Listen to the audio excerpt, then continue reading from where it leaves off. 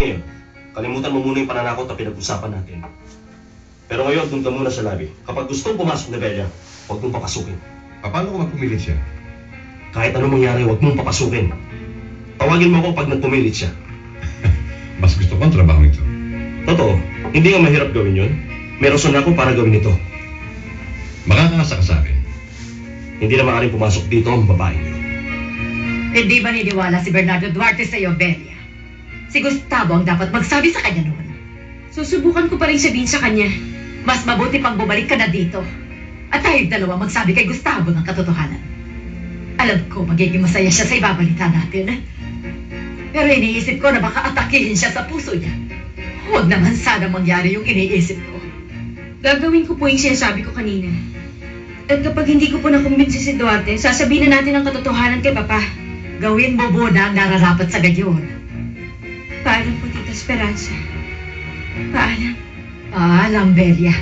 Swertihin ka sana. Anong problema? Pasensya na kung hindi ka pwedeng pumasok. Sino nagbabawal sa akin? Inutos ni Mr. Duarte. Pasensya na pero talaga... Papasok pa rin ako kahit ayaw niya. Pwede ba wag pa akong hawakan? Dahil baka kung ano pang magawa ko sa'yo. Ginagawa ko lang trabaho ko. Talaga? Magtatrabaho din ako. Bitiwan mo siya! Huwag mo na siyang hahawakan ulit, Ulysses. Salamat, Esteban. Pupunta ako si Duarte. Ano bang ginawa mo, Esteban? Inutusan ako na huwag siya papasukin. Ngayon ikaw mananagot kay Duarte. Anong pakialam ko? Pumunta ka! Magpaliwanag ka! Siya ang papuntahin mo sa akin. Pagsisiyano ito, Esteban. Binabalaan kita. Pagsisiyano ito!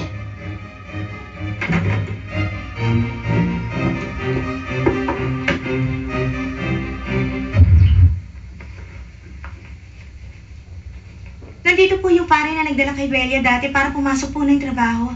Nandun po siya sa baba ngayon. Ano daw ang kailangan niya, Erminia? Dadalawin po si Belia. Hindi ko po alam sasabihin sa kanya, Ma'am Esperanza. Huwag ka mag-alala. Pupuntahan ko na siya. Hindi ka na maaaring mag-supervise ng aking club. Oo, alam ko yun. Hindi ko na yun gagawin. Pero babalik ako dito kahit kailan ko gustuhin. At bakit? Dahil pag-aari ko rin ang lugar na ito. Ilang beses mo gustong sabihin ko yun. Hindi ako naniniwala doon. Sabihin mo, kailan pa nangyari yun? Sa akin nga itong lahat. Mula pa nang ipinanganak ko.